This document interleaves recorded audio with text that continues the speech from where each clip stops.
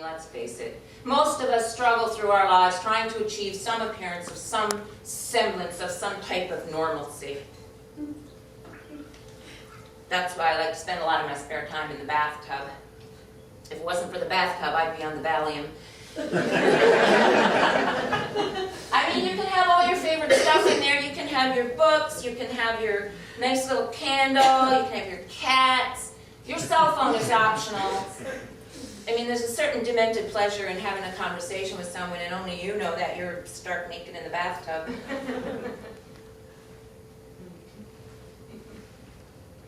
You gotta be careful with that thing, though. You could accidentally take a naked picture of yourself and text it all over creation. It's called sexting. There is no shame if you're luxuriating in your bathtub and your glass of wine falls in and turns the water pink and you don't get out. It's like, that's where I like to do my meditating.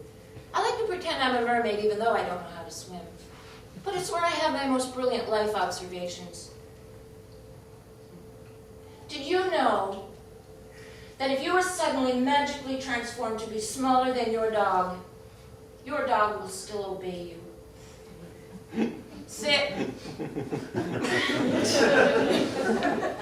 Good dog. But if you are suddenly magically transformed to be smaller than your cat will eat you.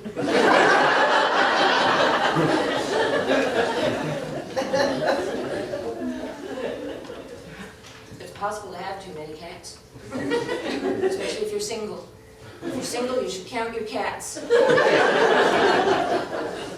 Always make time in life to stop and smell the kitty litter. And if you can smell the kitty litter and you don't have any cats, you should move out and buy a clean house.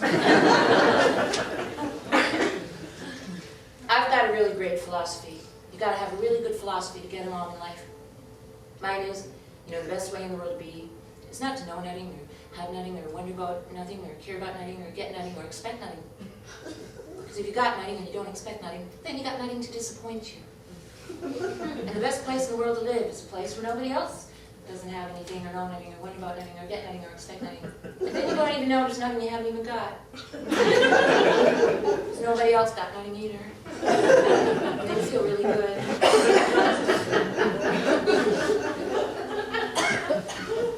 Because you got nothing to lose when you got nothing. I developed my philosophy, of course, due to my current financial predicament. No check coming in, and I owe the bank $3,000. So I called them up and I said, I'm going to pay you back as soon as you give me a loan. And they said, no, we can't, because you already owe us $3,000. Now, if you owed us $300,000, we'd be delighted to give you a personal line of credit at a 1.9% interest rate that you could roll over in a 2x4 payback extended plan. And if you renege and go bankrupt, we'll bail you out.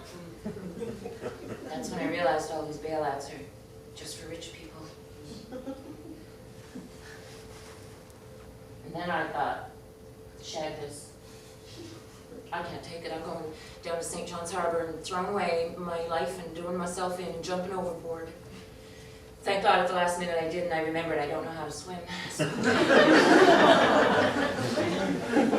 No, you can't make away with yourself if you don't know how to swim, because that's not like a choice. Like you have to know how to swim, so you throw yourself in, you make the choice to swim or not to swim. That is the question. But anyway, I decided not to. It's too dirty. You could get a really bad infection. Maybe even die. I just like to stay and soak in the bath and come up with, appropriate responses for when you do have to go out into those awkward social situations. Your friend says, do I look fat in this? Oh, you look the same in that as you do in everything else. Do you like my haircut? Oh, you can carry that off till it grows out.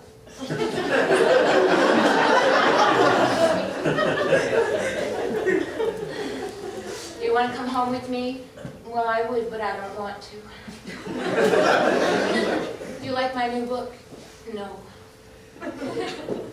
But always be yourself, really. And when everybody around you is losing their minds, just give them yours. You don't need it. And who cares if people like them or not? I mean, you're never going to get people like you if they don't. And you especially are never going to get anybody to love you if they don't. You know, because people go around thinking, I really get this person. And if they only knew me better, they'd get me too. But if they don't get you, they're never going to get you, so people should just get over that. And I don't agree with people telling you you have to be going out and trying new things all the time. People say, oh, Bernadine, you gotta go out and try new things and get out of the house. Some people like to go out, some people just like to stay home and watch TV. That gives a nice balance to the universe. I love reality television. I like Celebrity Apprentice. I mean, only Donald Trump, someone rich like that, could have hair that ugly. I really like that show on CBC. The one where the women all go away for a week and the men, you know, everything goes haywire. And the ads invariably show, you know, men trying to burn supper on the stove and screaming babies with dirty diapers. It's kind of a myth, though. I mean, basically, if everything fell apart, if women left, we'd have left for long ago.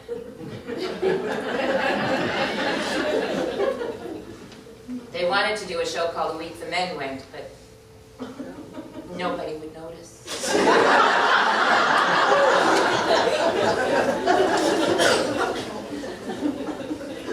I met the most beautiful woman recently. I was researching a play on the Great Northern Peninsula. She's been fishing ever since she was 14. Got married when she was 16. Now she's 54. She has no job. Everybody's living out west. And I said, well, what keeps you going? She said, hope. You've always got to have hope. That and living next door to the ocean. So you should always make time to stare at the sea. Except if you're driving.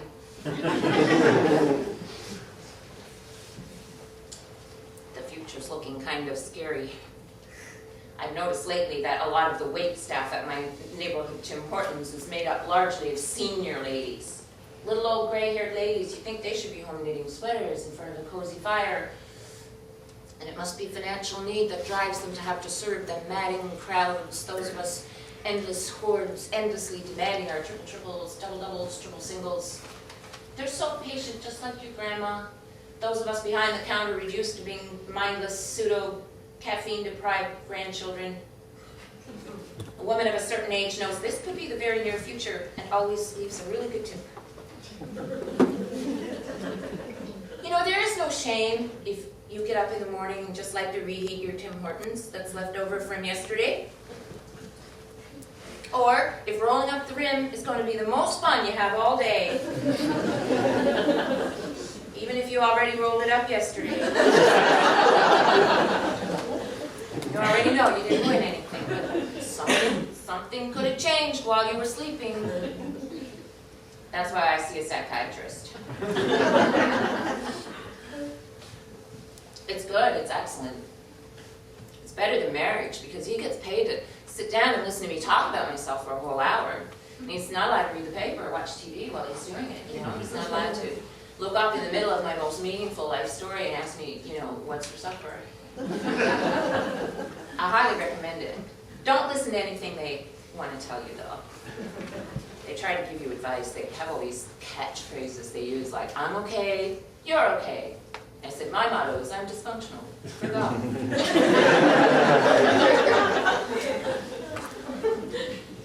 He wants me to get in touch with my inner child. I said, I'm from Newfoundland.